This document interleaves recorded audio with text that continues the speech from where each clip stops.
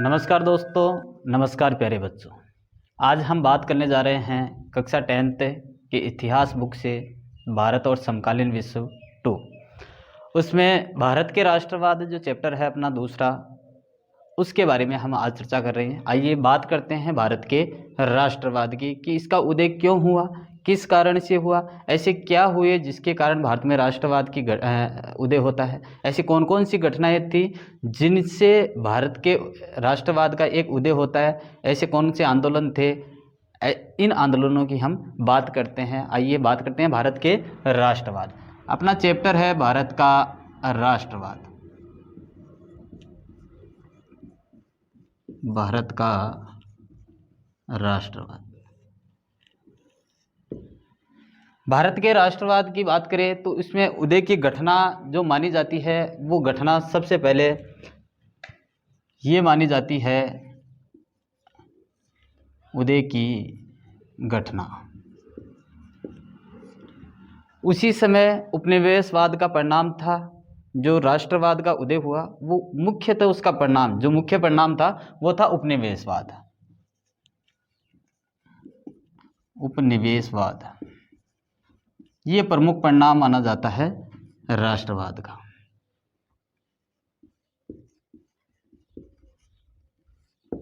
इसी समय हम बात करें उदय के साथ ऐसी घटना और कौन सी थी, तो ऐसी घटना हम बात करें उसी समय फर्स्ट वर्ल्ड वार होता है और 1914 से 1918 तक ये चलता है। फर्स्ट वर्ल्ड वार 1914 से 1918 तक ये वर्ल्ड वार चला और इस वर्ल्ड वार में अत्यधिक त्रासदी का माहौल देखने को मिला। त्रासदी हुई और इस त्रासदी में यानी कि जो राजनीतिक की बात करें या आर्थिक क्षेत्र की बात करें तो उसमें एक संकट उत्पन्न हो चुका था राजनीतिक और आर्थिक क्षेत्र में। राजनीतिक और आर्थिक क्षेत्र में एक ऐसा माहौल था जिसमें राजनीतिक क्षेत्र पर, आर्थिक क्षेत्र की बात करें तो एक आर्थिक स्थिति भी कमज़ोर होती जा रही थी। फर्स्ट वर्ल्ड वार के साथ पूरा विश्व एक आर्थिक समस्या से जूझ रहा था। तो ऐसे में जो रक्षा बजट था उस रक्षा खर्च को भी क्या कर दिया जाता है, वृद्धि की जाती है, सीमा शुल्क बढ़ा दिए जाते हैं बाद में, फर्स्ट वर्ल्ड वार के बाद में। रक्षा जो कर था वो बढ़ा दिया गया। दूसरे कर की हम बात करें, जो आर्थिक क्षेत्र पर लगाया गया कर था, सीमा शुल्क कर था, वो भी बढ़ा दिया जाता है। तो इस तरह एक माहौल ऐसा उत्पन्न हो गया था प्रथम विश्व युद्ध के समय कि देशों को बढ़ाना भी जरूरी था, लेकिन इतना भी नहीं कि उसमें जो लोग थे वो चुका ही नहीं पाए। तो ऐसे कर बढ़ा दिए गए, बहुत सीमा मात्रा में तक बढ़ा दिए गए थे। 1918 से 1919 की बात करें या 1920 से 1921 की, इसी समय हम बात करें 1918 से 19 तक। दूसरा हम बात करें 1920 से 1923 तक। इस समय जो फसल थी वो फसल भी खराब हो जाती है। 1918 से लेकर 1919 से 1921 तक मान के चले, या 1921 से 1923 के मध्य इतनी खाद्य मात्रा की कमी हो जाती है। 1920 से 21 के मध्य 23 तक भी ऐसे ही चलता है, यानी कि 23 में कोई परिवर्तन नहीं हुआ जिससे कोई खाद्य संकट था वो कम हो जाए, क्योंकि इस समय आंदोलन शुरू हो जाते हैं। तो 1921, 1920 और 1918 से 1919, इस 1918 में फर्स्ट वर्ल्ड वार जो हुआ था वो समाप्त हो जाता है। तो हम ये कहते हैं कि समाप्त होने के बाद ऐसे क्या परिवर्तन हुए। तो यहाँ जो 18, 19 और 20, 21 के मध्य खाद्य संकट उत्पन्न होता है, फसलें खराब हो जाती है, खाद्य संकट उत्पन्न होता है क्योंकि फसलें खराब होती है, यहाँ अकाल पड़ता है और इस अकाल के समय यहाँ के लोग फसल करना बंद कर देते हैं और उनके खाद्य की मात्रा भी कमी होती जाती है। इसी समय एक बीमारी का जन्म होता है 1921 में। जनगणना की बात करें तो उस समय जो फ्लू बीमारी थी, फ्लू बीमारी थी, ये फ्लू बीमारी भी इतनी भयंकर थी कि इसके कारण 1921 की जनगणना की हम बात करें तो इस जनगणना के अनुसार हम देखें तो 120 से 130 जो लोग थे लाख, 120 से लेकर 130 लाख लोग थे वो मारे जाते हैं। 120 से 130 लाख लोग किस कारण से मारे गए? फ्लू बीमारी आई, और उस फ्लू बीमारी के कारण यहाँ 1921 की जनगणना जब की गई तो पता लगा कि 120 से 130 लोग यहाँ पर मारे जाते हैं। तो आइए आगे चलते हैं। इसी को बढ़ाते हुए समस्या यहाँ तक ही खत्म नहीं होती। इन चीज़ों के कारण, इन घटनाओं के कारण भारत का राष्ट्रवाद जन्म लेता है, उदय होता है। सत्याग्रह के विचार की हम बात करें, सत्याग्रह के विचार 1915 में गांधी जी दक्षिण अफ्रीका से लौटे। दक्षिण अफ्रीका से गांधी जी आते हैं, और दक्षिण अफ्रीका से आए तो इसका मतलब कहीं गए हुए थे। तो गए हुए थे तो कहाँ गए थे? मतलब सीधा सीधा सा है, वो दक्षिण अफ्रीका से गए थे। भारत में 1915 में इनका आगमन होता है, और जैसे ये भारत में आए, क्योंकि लोगों को पता लग रहा था कि ये गांधी जी एकमात्र ऐसे हैं जो अपने देश में भी इस राष्ट्रवाद से जो ये घटनाएं थी, इनसे जो शुल्क बढ़ा दिए गए, रक्षा खर्च बढ़ा दिया गया, तो ये मात्रा को कम करने का एक वो अच्छा उदाहरण है जो गांधी जी क्या कर सकते हैं, इसको पूरा कर सकते हैं। तो जैसे ही गांधी जी आए, गांधी जी गए हुए थे दक्षिण अफ्रीका, तो दक्षिण अफ्रीका में क्या किया इन्होंने? दक्षिण अफ्रीका में किया जो रंग भेद की नीति थी, उस रंग भेद की नीति का विरोध किया। उससे पहले नेल्सन मंडेला, बात करें 1965 में नेल्सन मंडेला कर रहे थे। नेल्सन मंडेला इन्होंने भी जमकर, क्योंकि ये क्या थे? अश्वेत थे, और इन्होंने भी इसका विरोध किया था, इस अश्वेत। क्योंकि दक्षिण अफ्रीका में 3 प्रकार के लोग थे। एक प्रकार की बात करें तो श्वेत, और एक थे अश्वेत, तीसरा था रंगीन। जो ये रंगीन लोग कौन से थे? ये भारत से गए हुए थे, भारत से गए। जब गांधी जी भी दक्षिण अफ्रीका गए थे, क्यों गए थे? वकालत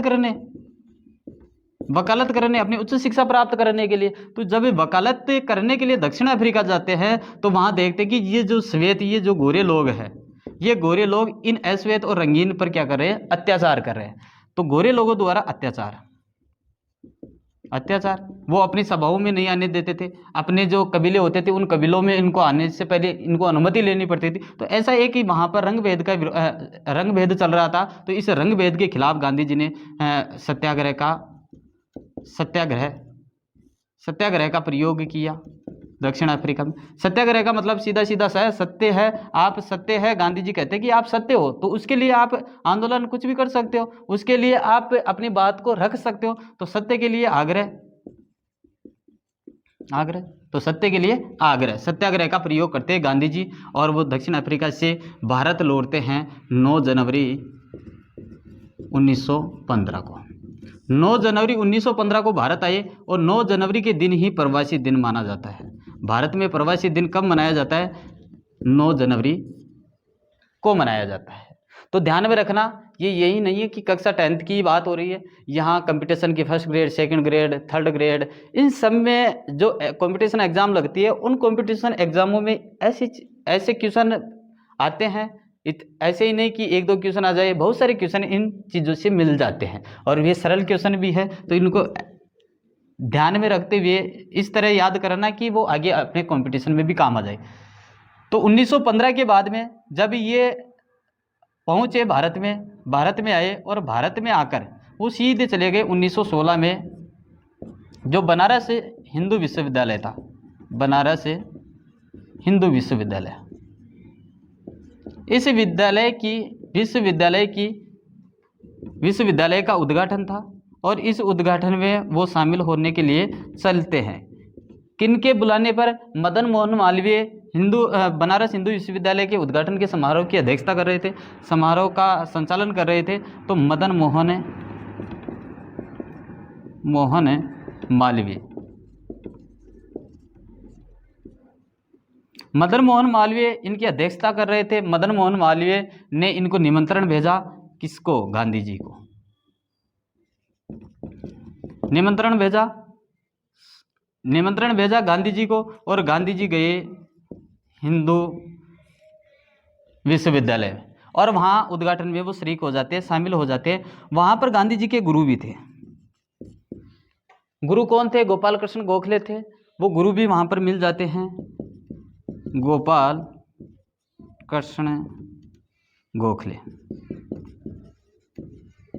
तो ध्यान में रखना, गांधी जी के गुरु कौन थे? गोपाल कृष्ण गोखले थे। वो भी वहाँ पर मिलते हैं। तो इन्होंने, गांधी जी ने सबसे पहला भाषण इसी बनारस हिंदू विश्वविद्यालय में सभा को संबोधित करते हुए पहला भाषण दिया। तो ये भी ध्यान रखना, गांधी जी ने दक्षिण अफ्रीका से लौटने के बाद सर्वप्रथम पहला भाषण कहाँ पर दिया? तो ये ध्यान में रखना है आपको, बनारस हिंदू विश्वविद्यालय में। जैसे ही 1916 में गुरु से आशीर्वाद लेकर, गुरु से वार्ता करते हुए 1917 में, यहाँ क्योंकि यहाँ लोग आए हुए थे, सबको पता था कि गांधी जी वहाँ रंग भेद की नीति का विरोध कर रहे, तो पता नहीं यहाँ पर भी हमारी कुछ समस्याओं को सुलझा सकते हैं। तो गांधी जी के समर्थन के लोग यहाँ पर पहुँचते हैं, और उन समर्थन के लोगों ने अपने लिए एक बुलावा पत्र भेजा कि आप हमारे पास आओ और हमारी जो समस्या है उनको सुलझाने का प्रयास करो। तो 1917 में वो चले जाते हैं चंपारण आंदोलन।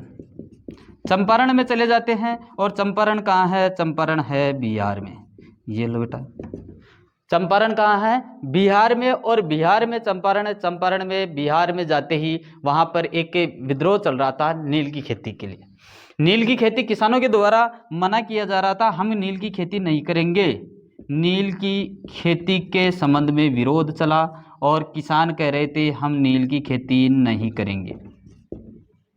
तो ये यहाँ पर एक संकट था, एक सत्याग्रह का रूप लिया गया। गांधी जी ने भी कहा कि हाँ सही है, यहाँ अंग्रेज इनके ऊपर ज़बरदस्ती लगान मांग रहे थे। यहाँ चंपारण में अंग्रेजों के द्वारा अत्यधिक कर लिया जा रहा था। कर अत्यधिक जो लगान थी वो लगान ली जा रही थी, क्योंकि यहाँ इस समय चंपारण में भी एक अकाल पड़ता, उस अकाल के कारण ये लोग लगान नहीं चुका पाते हैं, लेकिन फिर भी ये लगान के लिए बाध्य करते हैं। मैं आज की क्लास यहीं पर रोकता हूँ, वीडियो क्लास की अगले सेशन में हम बात करने वाले हैं इसी का पार्ट दूसरा, जो भारत के राष्ट्रवाद है। तो आप नोट्स फॉर्म में उतारना चाहो तो इसको उतार लीजिएगा, क्योंकि आने वाले कंपटीशन एग्ज़ाम के लिए भी ये अति महत्वपूर्ण है। और अपना भारत का राष्ट्रवाद है, अगले जो पार्ट होगा इससे संबंधित ही होगा, और अगला हम 1917 के बाद की बातें करेंगे। जय हिंद, जय भारत।